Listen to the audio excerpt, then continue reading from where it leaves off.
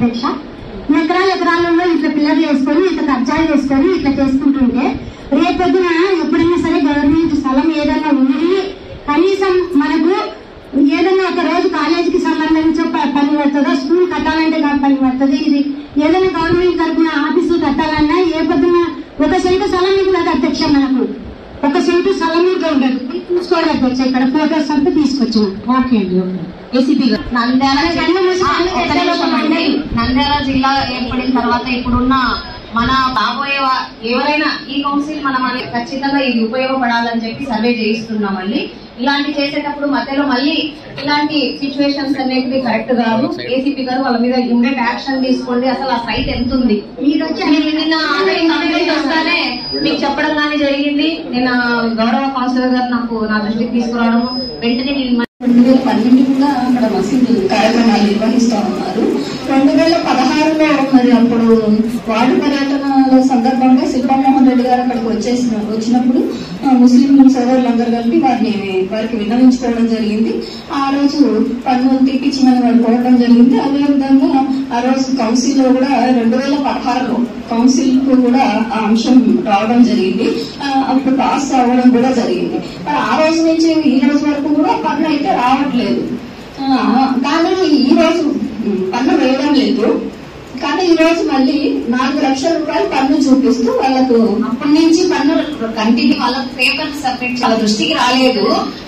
ఆ రోజు కౌన్సిల్ లో పాస్ అయిన అంశము మళ్ళీ ఎట్లా వస్తుంది ఇప్పుడు మళ్ళీ పన్ను వేయటం అనేది? ఒకసారి పాస్ అయిందంటే దానికి రెస్పాన్సిబిలిటీ ఉంటుంది కదా. ఆ రోజు ఉన్న అధికారులు కానివ్వండి, ఆ రోజు ఏదో తప్పకుండా క్లియర్ చేయాలనేది మన ఉద్దేశం. అట్లా నెల వచ్చేపాటైతే ఆ రోజే నేను తెలుసుకునేందుకు ఏదో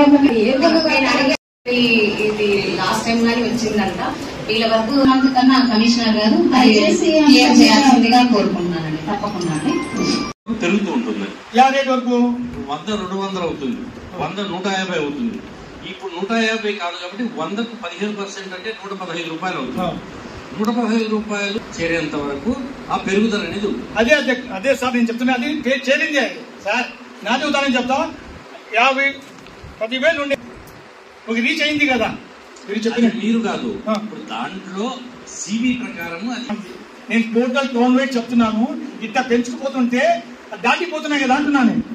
దాటి ఎక్కడికి పోతాయి? ఇప్పుడు మీరు చెప్పినట్టు 1000 5 సంవత్సరాల 2000 చెప్పింది దయచేసి అర్థం చేసుకోండి. చెప్పగలమా గవర్నమెంట్ కి?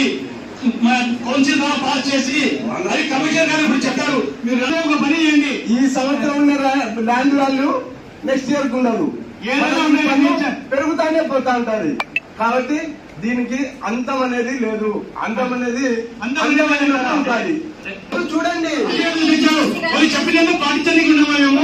మా ఇబ్బంది చెప్పకూడదా? సరే కమిషనర్ గారు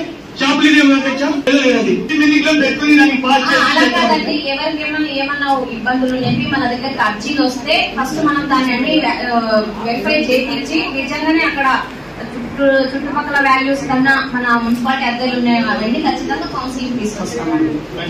వాళ్ళు వచ్చి మాట్లాడతారు. ఏమంటే రెస్పాన్స్ ఇస్తే బాగుంటుంది. తప్పకుండా చాలా ఒపీనియన్ ఇప్పుడు గవర్నమెంట్ వాల్యూస్ ప్రకారము మనకు ఏది పెద్దగా ఇక్కడ ఏది ఎక్కువ ఉంటే దాన్ని తీసుకోవాలి అని ఉన్నా గానీ మనం కౌన్సిల్ వచ్చినప్పటి నుంచి ఏది తక్కువ ఉందో మాక్సిమం అదే మనం ప్రజలకు ఎక్కడ ఇబ్బంది పడకూడదనే ఉద్దేశంతోనే ఏది తక్కువ ఉంటే అదే మనము రాసి గవర్నమెంట్ కి పంపిస్తున్నాం. అట్లనే చేయిస్తున్నాం. 33% ఉండేది. దానికన్నా పక్కన ఇంకా ఎక్కువ ఉన్నా కానీ మనం 33%